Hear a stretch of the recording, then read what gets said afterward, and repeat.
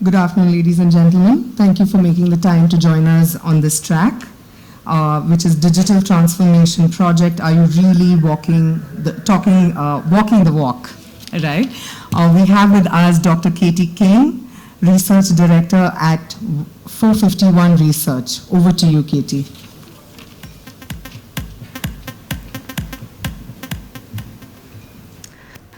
Okay, good afternoon and welcome. Like most of you in the room, my company is taking advantage of the cloud delivery of some applications and applying some new advanced technologies in the way we do business. But often we find that organisations, although they are investing in technology, don't feel that they're significantly moving the needle in terms of transforming their business to be more digital. My name is Katie Ring, and I lead research into system integrators and consultancies and how they work with enterprises performing digital transformation projects.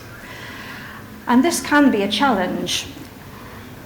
I know from personal experience that I use a smartphone, like I'm sure all of you do in the room, but being a British woman of a certain age and taking my PhD around 30 years ago, I instinctively have looked for books, for physical assets when I'm looking for information.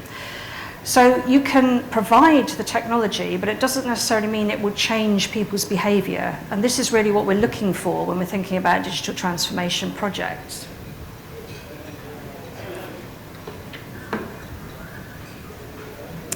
So in the session today, I'm going to take a look at the state of IT operations. I'm going to call out some of the characteristics of organisations that are a little bit ahead of the curve in terms of their execution of digital transformation projects, take a look at the role of the service provider, and then form some conclusions. So at 451, we collect a lot of data, and we primarily collect data about how organisations are adopting and using emerging technologies. We run the surveys against our own panel, the 451 associates, and the data that I'm using in this session today is drawn from our Voice of the Enterprise Digital Pulse product, which runs surveys 4 times a year, looking at things like how organisations are working with vendors, the outlook for budgets, which workloads are being moved, and how organisations are changing. So in the data we've collected, you can see that IT departments tend to split 50-50, or more accurately 48-48, between organisations represented by the blue bar, which are organisations where the IT department is more tactical, focused on IT operations, and organisations represented by the orange bar, where they are more strategic and more focused on delivering business outcomes. Underneath that split, there are obviously variations. So in terms of industry sectors, you'll see that in finance, there are far more IT departments that are considered strategic than, say, in government and education, where the majority of IT departments would say they are tactical. In terms of regional differences, I suppose the biggest one to call out is the European, Middle East and African region, where we have seen a lot of initial digital transformation projects kick off in the past year. And it will probably come as no surprise that in terms of digital transformation status, you're more likely to be a digital leader if you have an IT department that is strategic rather than an IT department that is tactical. So if we take a look for a moment at some of the differences between the strategic departments and the tactical departments, some things jump out. For example, strategic departments report much higher levels of business and IT alignment in terms of the technology decision-making process.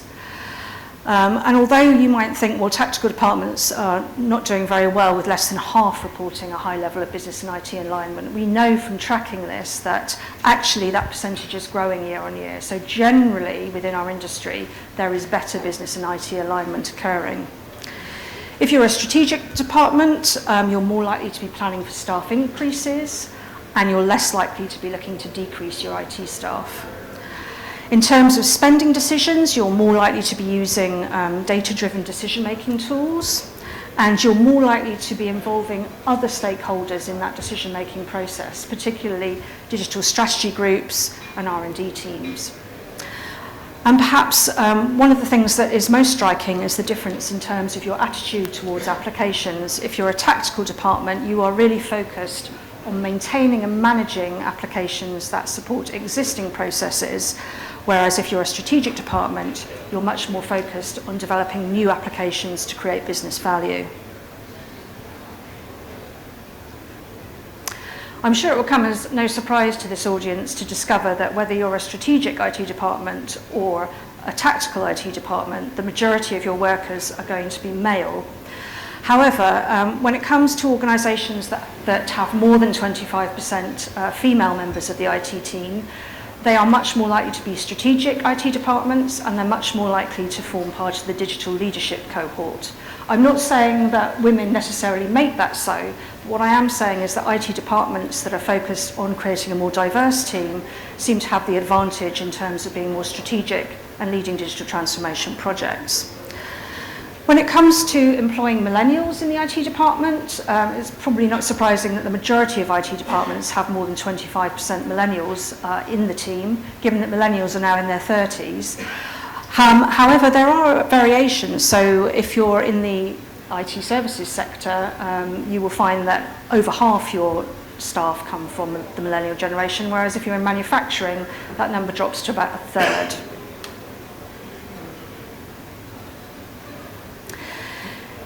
In terms of emerging technology implementation plans, what we find is that those organisations that are more strategic are more likely to be executing digital transformation projects, are further advanced in their use of data analytic tools and platforms, big data processing engines, and artificial intelligence and machine learning. And they're also more likely to be investing in containers and container management and serverless computing as part of cloud native development initiatives.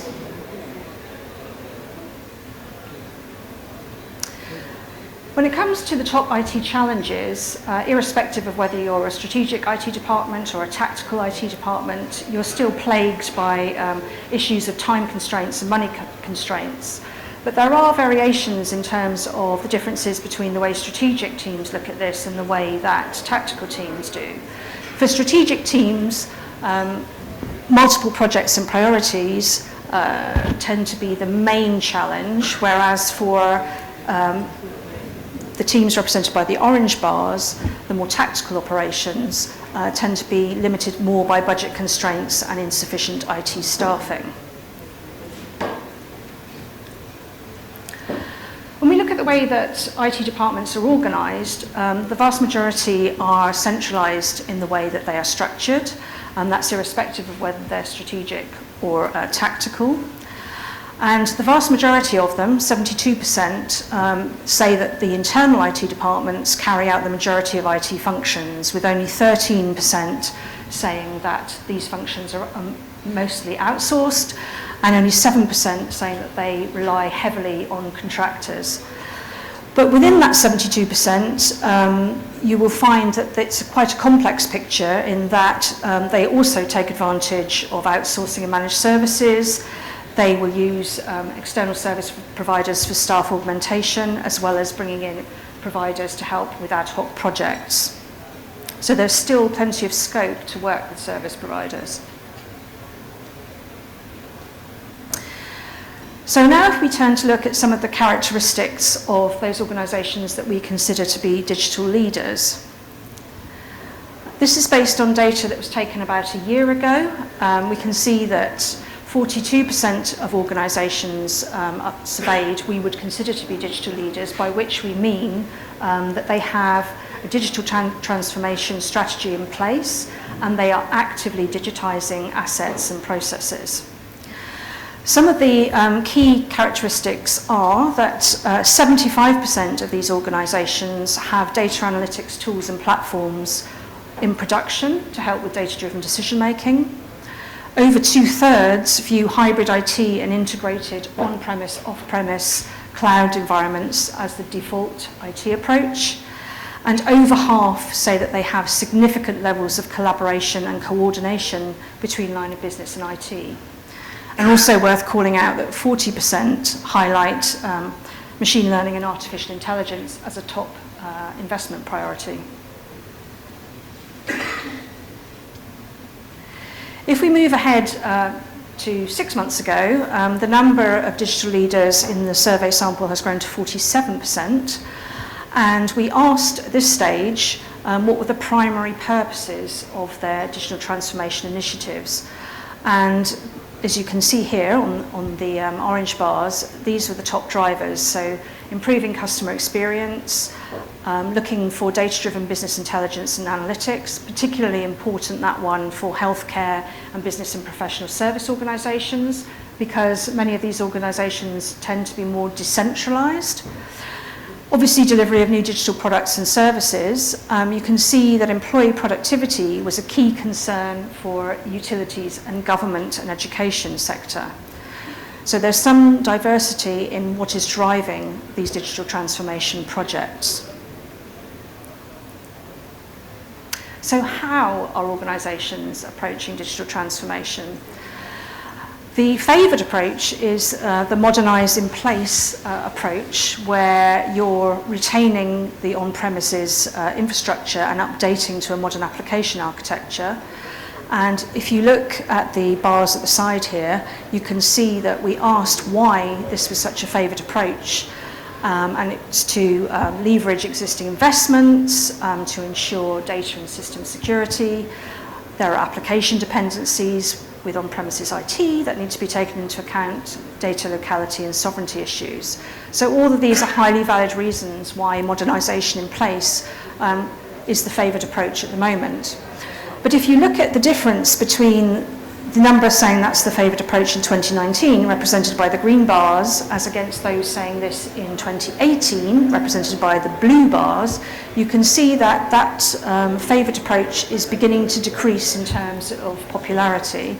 And at the same time, the approach that is growing quite significantly is refactor and shift, where you're re-architecting using cloud-native frameworks. And we think in the next few years, this approach will gradually supersede the modernisation in place approach.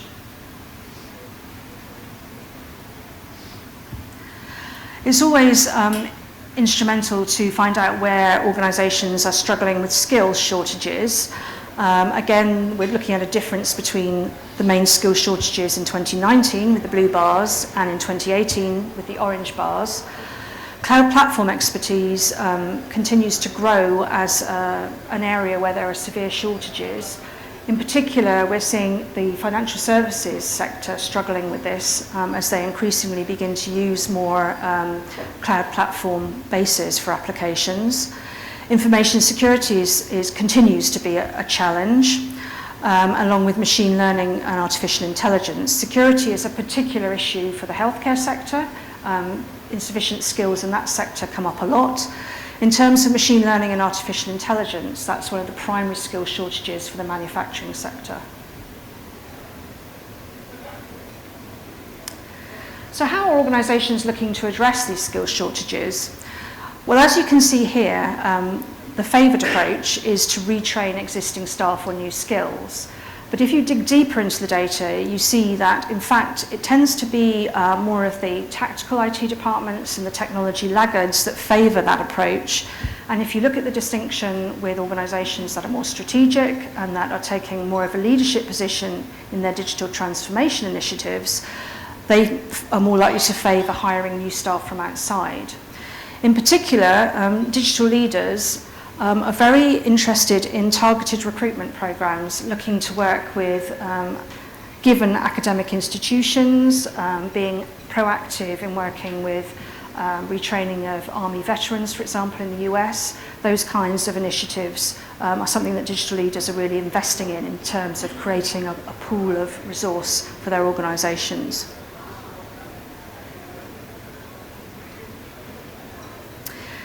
So we saw from the earlier chart that there's still a significant role for the service provider in providing digital transformation support, but this can be problematic.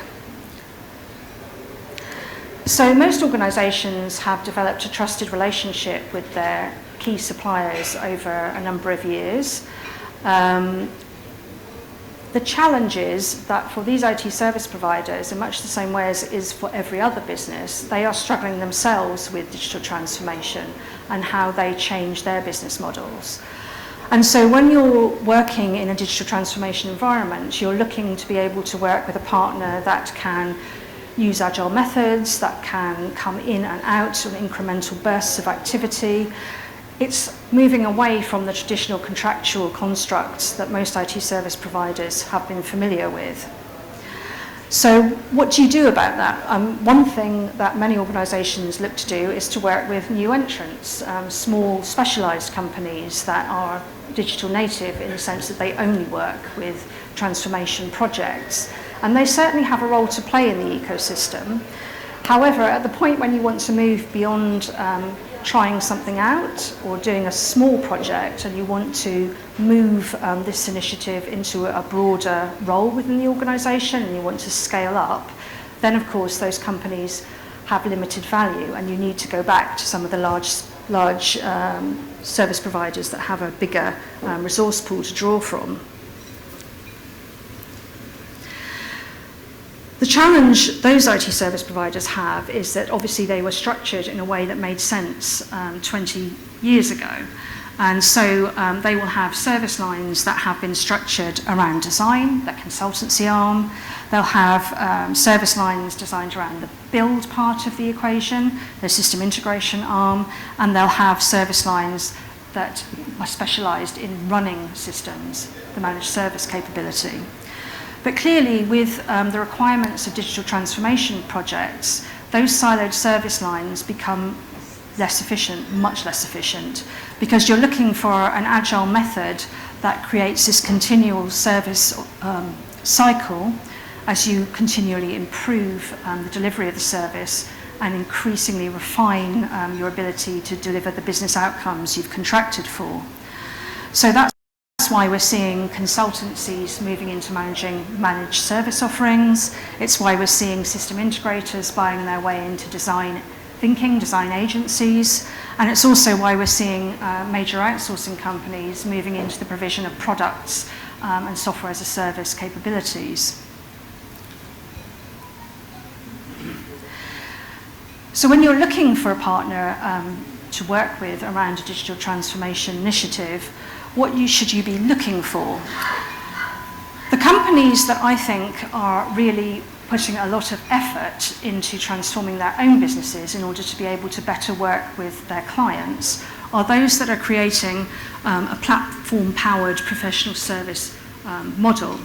They're joining the platform revolution by creating a structured platform that is unique to them and it's branded by them. It incorporates all these components, and we have people at 451 that are more than happy to go through this with you. Some of those components will be developed in-house, be the own service provider's IP. Some will come from commercially available software, and some will be based on open source code. But the point of this is that once the service provider joins the platform revolution, it gives them the ability to work much more effectively with you in terms of pursuing digital transformation initiatives. And that's because it enables them to provide you with what we call smart augmented services. So what do we mean by that?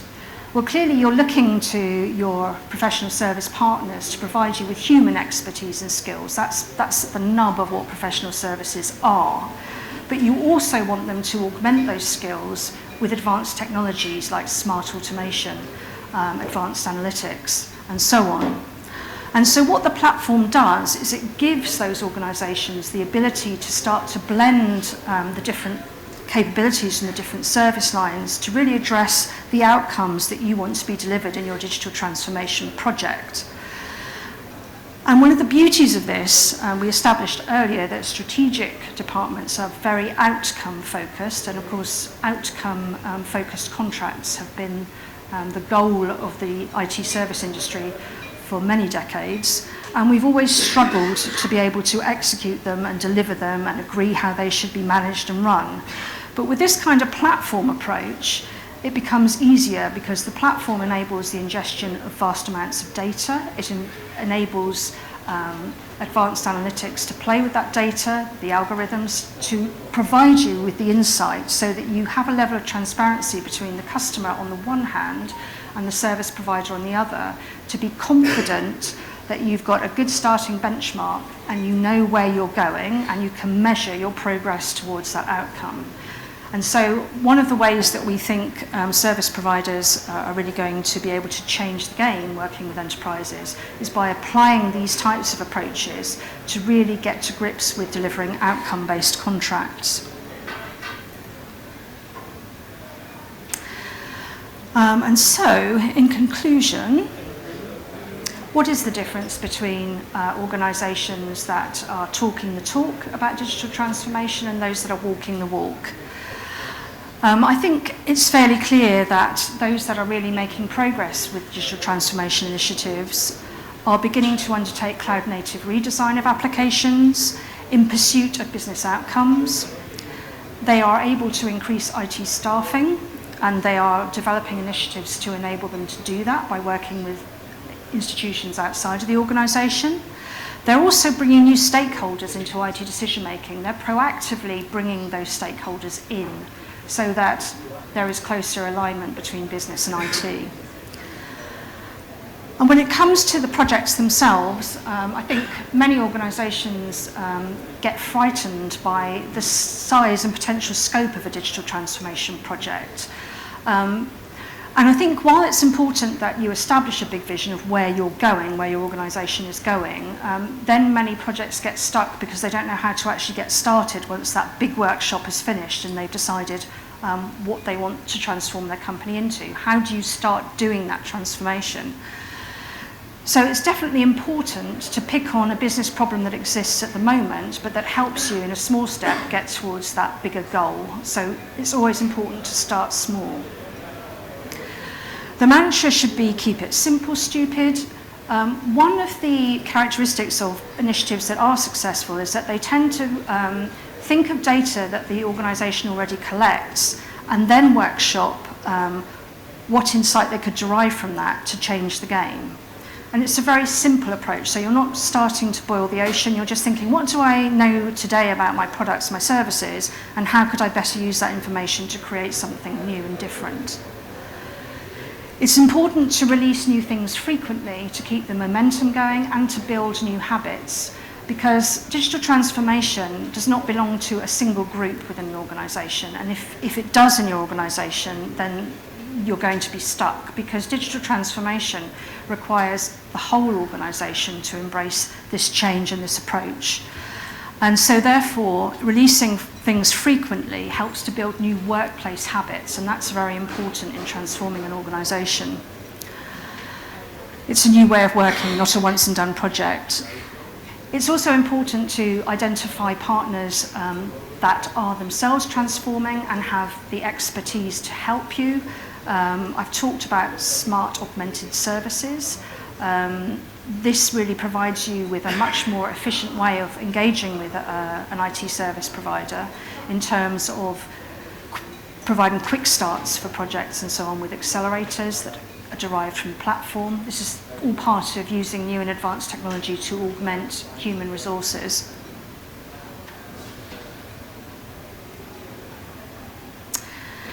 So, in conclusion, digital transformation is not a technology add-on. In the same way that having a smartphone is never going to turn me into a digital native, but working with colleagues, friends and family, I can build new digital first habits. Your organisation won't change simply by migrating 70% of your application estate to a hyperscaler platform, unless at the same time you're rethinking the IT department and the IT organisation. So thank you for your attention.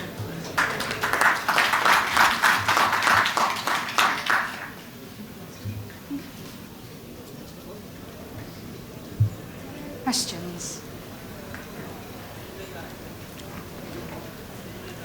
In one of the slides you had mentioned outcome-based solutions. Can you talk a little bit more about how this drives that? Sure. So basically, with this approach, when you're first workshopping with a client, not only do you have consultants in the room who are traditionally there when you're at the start of a project, but you will also have representatives from the build and run teams as well, so that you can ensure that the whole cycle is going to be doable, viable as you progress.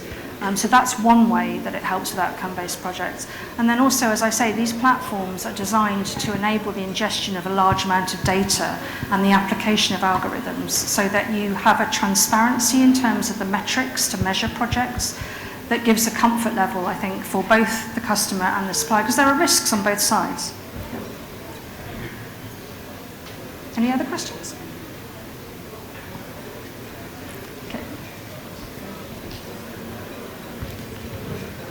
When large companies embark on digital transformation, do they have an idea about whether they are spending money on the digital transformation or they are spending on legacy IT? Can they really differentiate between that?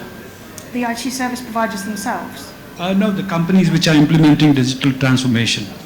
I don't, to be honest, unless they are taking a very siloed approach where they're using a centre of excellence who has a designated budget, I don't think most organisations do look at things that way, which is why in the survey data we're very clear to ask the department themselves how they see themselves and what their main focuses are, as well as looking at technology investment and which companies are investing in which technologies and where they are in terms of their adoption. But I don't think, if you went and asked, are you investing more in digital technology than traditional technology, I think it would be difficult, particularly for large organisations, to give a straight answer because so much of it is shadow IT anyway.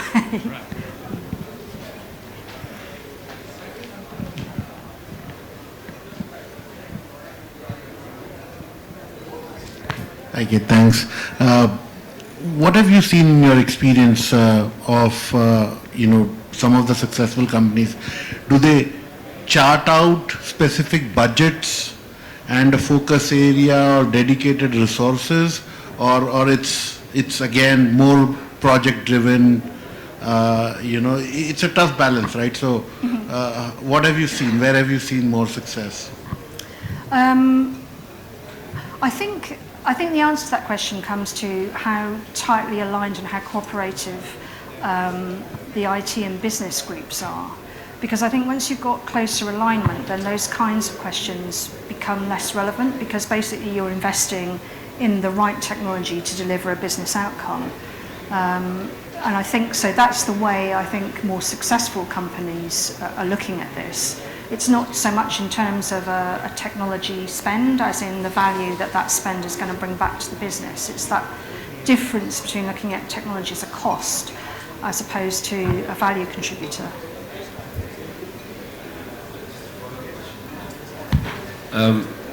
So the world is going away from ring fencing just the IT resources and making the resource pool more fungible so that you can have business configurators also helping with the IT initiatives or digital transformation.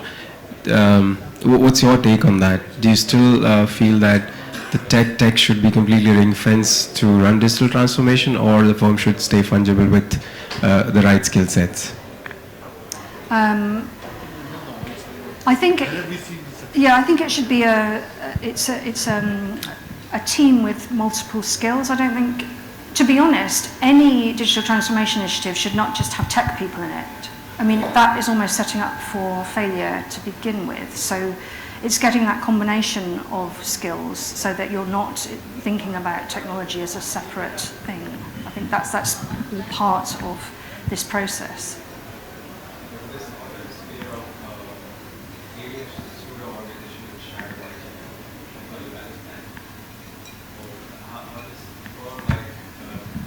For someone who's not, for someone who's completely internal IT, where they're supporting businesses and not really directly impacting the customers in terms of product and services, how do you balance this? You asking who's paying for this? Yes. Okay, so some organisations that I've seen basically they use, so the infrastructure investment will be a shared cost across the business, so you don't get to say, oh, I'm not going to use that, that's just there. And then when it comes to application and processes, that would tend to belong to a business line working with the technology department. That's how I've seen some companies do it. Well, a follow-up question from my side. Yeah. So it has to be a business agenda, right? And the digital, but more often than not, we see a lot of time it's the IT which, goes with the business and asks them, how can I help you? So sometimes it's not a business problem, but more often it's the competitors who are doing, and that, helps or that gives the drive. So, yeah. So how do you see, the success of those kind of projects, which is more driven by market forces than solving a business problem? Can you give me sorry? Yeah, so I'm saying, okay, for a financial firm, let's say, there are drivers in the market where, let's say, it's cutting down costs by so much and all, and whereas there is a business problem from maybe customer acquisition perspective, right? Now, more often than not, business gives us the market problem than the, actual business problem. So how do you think we can balance that, or what are the challenges we see there? I think, I'm sorry, I'm sounding like a broken record, but I think it comes back to this building tighter cooperation and collaboration with the business lines, so that you're not always seen as the cost centre that will make things more efficient, but you're also seen as a department that helps the business create value. I mean, there is no easy, simple answer, but I think it comes back to this idea that you have to be more open and collaborative in the way that you approach projects. And that works both ways. Obviously, business needs to understand that you're not just there to pay for stuff and told what to do, because you have an important perspective that they don't have in terms of governance issues, of security. I mean, don't get me wrong, I'm not saying that business should just take charge and you should just run around and do whatever they say, because that's not right either. It is cooperation and collaboration, absolutely, between the two sides. Okay.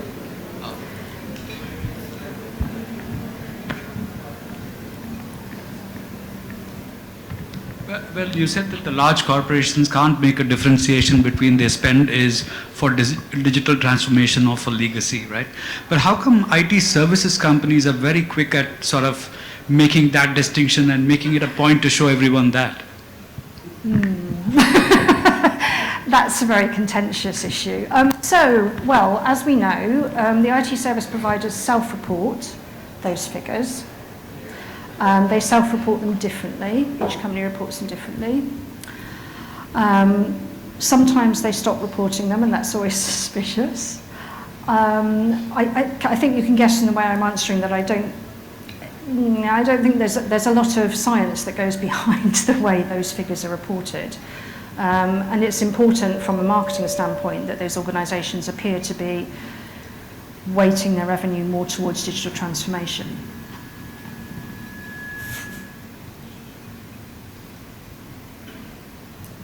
Okay. Oh, one more. If you have the time. Yeah, sure. So what does your survey or research say about IT service providers or other companies managing the softer part of transformation, cultural transformation? It's a question I often ask, and the response I usually get points me to their internal learning culture and their online learning platforms. I mean, I don't think they find this any easier than the rest of us, and they will talk to you about the number of people that have passed this course and got this certification and understand Agile, and I think that is part of the process, but I think it's very variable within organisations how many of the workforce really understand and get the change that's needed. In fact, in a conversation earlier, we have just been acquired by a much larger organisation, so online learning has become something that we all have to do. And I took a lean course and an agile course and a DevOps course, and I was fairly confident that because of the work I do, of course I'm going to be agile in the way I approach projects, but actually when I started looking at it and the questions that were being asked, I realised that actually I favour waterfall. So that challenged me. So I think these kind of courses and learnings have a role to play in opening people up to understand that there's more to this than just a way of working with tech, that it's actually the way you think about how you do research, how you work with other colleagues and so on. So in answer, I think they are putting a lot of effort into changing culture within their organisations, but they're not finding it any easier than any other company, I don't think. Okay. Thank you so much, Katie, for that insightful talk. A small token of our appreciation for you. Thank you so much.